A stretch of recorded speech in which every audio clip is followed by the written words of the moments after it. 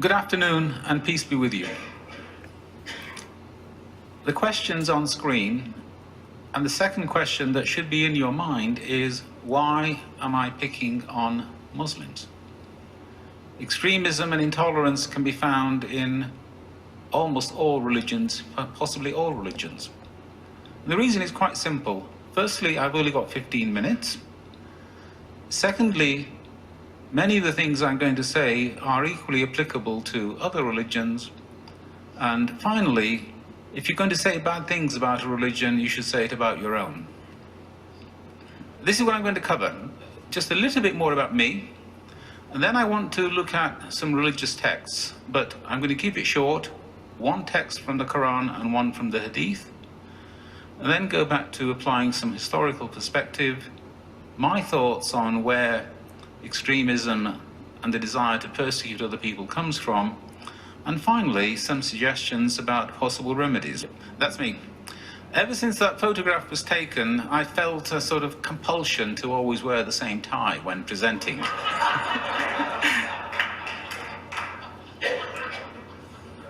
This seminar or symposium consists primarily of lawyers and religious leaders and academics. And I am none of those. I come to you in the great British tradition of the gifted amateur because I'm interested in all of those things. And in red is the address of my website, where many of the things that I have written before about religion have ended up, and which also contains some quite useful reference material. So first of all, let's have a look at one Quran text. But before that, just a reminder about the Quran as Muslims see it. As far as I am concerned, and as far as all Muslims are concerned, the Quran came directly to the Prophet Mohammed, peace be upon him, via the Archangel Gabriel, in small pieces over just over a sort of 20-year period. And Muslims agree that the text of the Quran as we have it today in Arabic is the text as it was given to Muhammad. That doesn't solve all problems, because even the Arabic language has changed slightly in the last 1400 years. Not as much as English. English 1400 years ago you would find unrecognizable, but simply because of the impact of the Quran stabilizing the language, 1400-year-old Arabic is almost the same as modern Arabic, but not quite. And secondly, of course, there is a question of what does the Quran mean? Either if you're translating it or even if you're reading the Arabic, what does it mean to you? But the text itself is set in tablets of stone. And I have here one verse which is often quoted to discourage Muslims from associating with non-Muslims. And I had to look for a particular translation because I wanted one that used the word friends, because that is how it is often quoted. If you go online, ask a sheikh, those kinds of websites, should I associate with non-Muslims? This is quite often what is sent back to you. And Mohammed Pickthall was a white Briton who converted to Islam in the 20th century, and this is his translation. I put the word friends in red because quite often in better quality translations it is translated as allies or protectors, but I don't want to go into those kinds of nuances at the moment. My intention is not to challenge the interpretation of the text, but just to remind everybody that this verse is regularly quoted by Muslims to other Muslims as a reason for not associating with non-Muslims. Moving on to Hadith. Hadith are quite different from the Quran.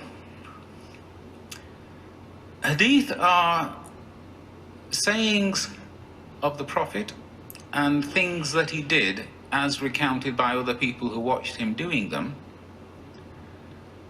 So we have the Prophet saying or doing something, we have observers, and we have Hadith collectors. But between the Hadith collectors and the Prophet are not just some observers, but observers who then told other people, who then told other people, passed down by word of mouth through 3, 4 people.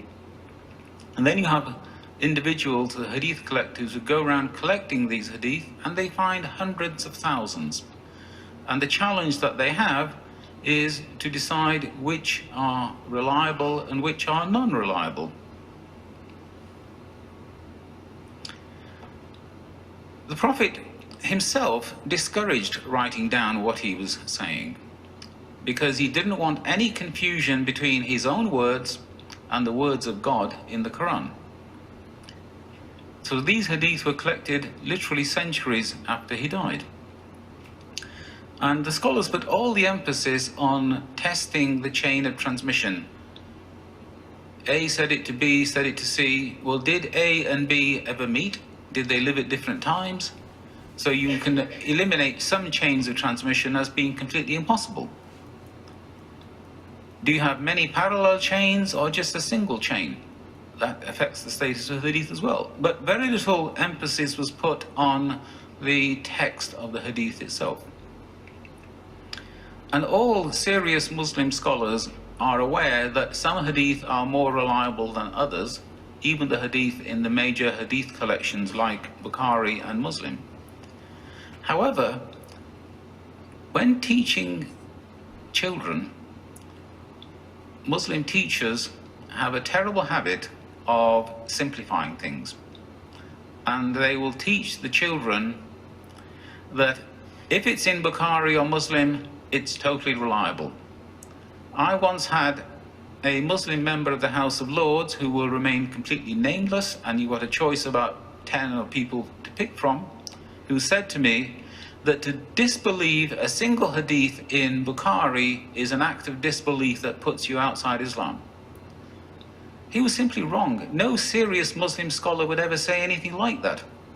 And on my website, I've got a page of recommended Quran translations. I've also got a review of the leading textbook in English on hadith studies, and it is crystal clear that hadith are of varying reliability. So with that background about what hadith are, let's look at one particular hadith. At the end of time, even the rock will say, "There's a Jew hiding behind me, come and kill him." That hadith is right there in Bukhari. I've given you the precise reference so you can go and look it up. And that hadith has a modern incarnation.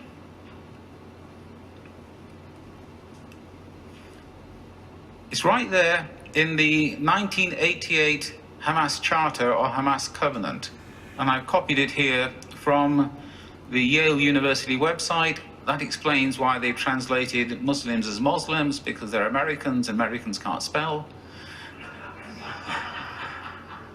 But this is in the Hamas Charter.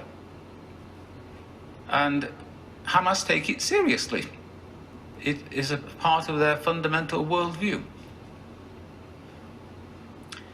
So, not very encouraging so far. I want now to take a step back and take a historical perspective. The first thing to remember is that these texts have always been there. Hamas didn't make it up. That hadith is in Bukhari. There are similar hadith in Muslim, the other major hadith collection. And they've been there since those collections were put together. The text of the Quran has been the text of the Quran since the time of the Prophet, peace be upon him. So let's look at a little bit of history. I have here a public domain map of the Arab Empire, which was established by about 100 years after the death of the Prophet. Very rapid conquest from Arabia outwards, both west and eastwards. And until the rise of modern European colonialism, say about 1800 AD, all of that area was ruled by the Arabs, or later the Ottoman Turks. Anatolia was conquered later on, so I've just sort of left it out. So the Arabs were there for at least 1,000 years of uninterrupted, totally controlled Muslim rule. They had all the time in the world to exterminate Jews and to exterminate Muslims. Did they? This is a list from Martin Gilbert's book about the history of Jews in Muslim lands, about Jews that ended up as refugees in Israel after the establishment of Israel. 250,000 from Morocco, smaller numbers from other countries. The key point is that these Jewish communities existed and survived, and in some cases thrived, for the 1,000+ years that these countries were ruled by Arab Muslims. So clearly they weren't paying a great deal of attention to these Hadith in Bukhari and Muslim, which were there all the time. The texts do not determine how people behave. Exactly the same point applies to Christians. We have in Egypt somewhere between 12 and 16 million Coptic Christians. In Iraq, at the time that George Bush decided to invade, there were about 1.5 million Christians. Sadly, now there are far fewer. Lebanon, for political reasons, hasn't had a census since 1932, but at that time, half the Lebanese population was Christian. Christians were clearly not oppressed, massacred, exterminated by Arab Muslims. So the question then is, what caused the change? Why do I have a situation where for 1,000 years or more that Hadith is sitting there in Bukhari and just being ignored, and the next step, Hamas put it up front in their covenant? And why so many people as Muslims online are preaching hatred of non-Muslims? And I believe these sources of persecutions come from two places. One is external. Take the example of Algeria, which became a department of metropolitan France after it was annexed by the French Empire. And Algerian Christians and Algerian Jews were given citizenship, and Algerian Muslims were not. You can imagine how they felt. You can imagine how they behaved after the War of Independence, especially given that it was a really bloody and bitter war with 1 million dead. And that hatred built up then continues amongst Algerian Muslim immigrants in France today, who sadly are often very anti-Semitic. Egypt. In 1928, the founding of the Muslim Brotherhood by Hassan al-Banna. Egypt at that time was nominally independent, but it was a British colony in practice, with the British ambassador pulling all the strings. And the Muslim Brotherhood was founded, at least in a very significant part, as a reaction to that British imperialism.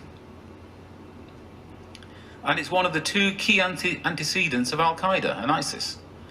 And similarly with India, under the British Empire with Maududi. He developed his own version of the ideas of the Islamic State, and he built what I regard as a form of Islamic totalitarianism modeled on fascism and Bolshevism, which were fashionable. But again, in a significant part, he was reacting against British imperialism. It was a reaction against foreign domination. Sadly, it's not always that simple. I do know many Muslims who say that everything that's wrong with the Muslim world is the fault of foreigners and colonialism. It's not that simple either. And I have here a map of Arabia, and shaded in red is an area called the Najd, and basically it's all desert. It's not a part of Arabia that you would particularly want, apart from the possibility of any oil. And the key point, it was never colonized by the Europeans, and it was never colonized by anybody else. Even the Ottoman Turks, when they had their empire, they had the area to the west of it, which contains Mecca and Medina, that was ruled by Ottoman Turks. And they had the area to the east with Iraq, but nobody wanted the Najd. And that is where Muhammad Abdul ibn Wahhab lived. And you may recognize the name. you hear it very regularly as Wahhabi. He was an Islamic reformer who believed that Muslims had gone astray. They were starting to worship the tombs of saints, etc. And he built a new view about how to be a Muslim, which was immensely extreme. And Arabs from the Najad, influenced by him, used to go on raiding parties into Iraq to round up and kill Shias. So extremism can come from within as well as without. And just a very quick look at remedies. The first and most important remedy is to learn more history, because history is more complicated than people make out. There's a terrible tendency to say that Muslims were great and we did everything right, and Christians were wrong and did everything badly, or vice versa, depending on whether you're a Muslim or a Christian. It's actually far more complicated. You just avoid demonizing people. And similarly, the other antidote to extremism is to learn more about religion, to learn more about the complexities of how these texts have been interpreted over the years, learn more about their reliability. And the fundamental question to ask any religious extremist who's trying to oppress other people is, God could do all of that without you. Does he really need your help? Thank you.